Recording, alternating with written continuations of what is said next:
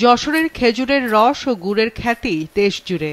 তবে গুড় ও রসের দাম কম থাকায় গেল এক দশকে প্রচুর গাছ কেটে ফেলা হয়েছে। অনেক গাছই পরিবর্তন করেছেন নিজেদের পেশা। গেল কয়েক বছর ধরে এ অঞ্চলের ঐতিহ্য রক্ষায় কাজ শুরু করে জেলা প্রশাসন ও কৃষি বিভাগ। নতুন করে শুরু হয়েছে খেজুরের চারা রোপণ, দেওয়া হচ্ছে গাছিদের প্রশিক্ষণ। খেজুর গুড় জিআই সনদ পাওয়ায় এই কার্যক্রমকে আরও বেগবান করার উদ্যোগ নিয়েছে জেলা প্রশাসন। চলতি বর্ষা মৌসুমে জেলায় সরকারি পতিত জমি ও ঘেরের পাশে 1 কোটি খেজুর বীজ ও 15,000 চারা রোপণ কর্মসূচি উদ্বোধন করেছেন জেলা প্রশাসক। খালি জায়গা যেগুলো আছে, সরকারি নদীর পাড়, রাস্তার পাড়, খালি জায়গাগুলো এবং বেসরকারি পর্যায়ে যে আপনার যে এগুলো আছে, যে চিংড়ির ঘেরগুলো আছে, ঘেরের পাড়েও কিন্তু আমরা এটা লাগানোর ব্যবস্থা করব। স্কুল কলেজের আঙ্গিনায় ব্যবস্থা করব।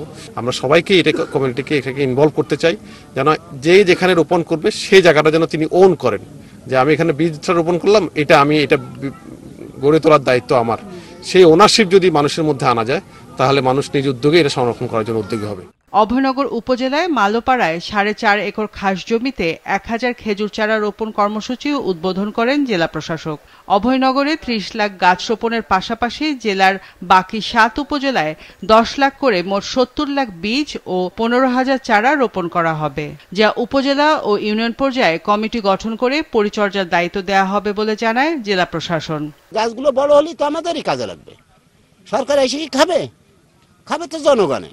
এতে খাজুর হবে, রস হবে, এগুলো আমাদের ছেলে ফেলেই খাবে। এখন রস গুড়ের দাম অনেক বেশি এবং এখন আবার গাছিরা খুব আগ্রহ এই রস গুড়ে। পুরনো যেগুলো আমাদের চাষিগুলো আছে, তারা অনেকেই বৃদ্ধ হয়ে গেছে, গাছে উঠতে পারে না, তারপরে রস আহরণ করতে পারে না। কিন্তু আমরা যদি এই পরিকল্পনাটা সঠিকভাবে রাখি, তাইলে আমাদের দেখা গেল নতুন প্রজন্মগুলো এর দিকে এগোবে। রস গুড় সুমিষ্ট, পাশাপাশি যশোরের ঐতিহ্য হলো খেজুরের গাছ, আর পরিবেশের জন্য ভারসাম্য রক্ষা করবে, যেহেতু নদীর সাইড এবং পরিবেশ এই দুটোকে মিলেই আমাদের যশোরের যে ঐতিহ্য এবং পরিবেশ দুটোকেই রক্ষা করবে আমরা মনে করি। এই বপন এবং রোপণের পর এগুলো যেন সঠিকভাবে পরিচর্যা করা হয়, গাছগুলো যাতে ঠিকভাবে বেড়ে ওঠে। এখানে যারা ভূমিদস্যু এবং গাছ ধ্বংসকারী রয়েছে, তারা যেন এগুলো নষ্ট না করতে পারে, সে ব্যাপারে যেন প্রশাসন সার্বক্ষণিক নজরদারি রাখে, সেই দাবি এলাকাবাসীর পক্ষ থেকে আমি করছি। জেলা প্রশাসকের দাবি, এই উদ্যোগের ফলে এই অঞ্চলে খেজুর গাছের সংখ্যা যেমন বাড়বে, তেমনি ফেরানো যাবে ঐতিহ্য। কৃষি বিভাগের তথ্য মতে যশোর জেলায় বসতবাড়ি ও বাগান মিলিয়ে প্রায় 16,25,500 খেজুর গাছ রয়েছে।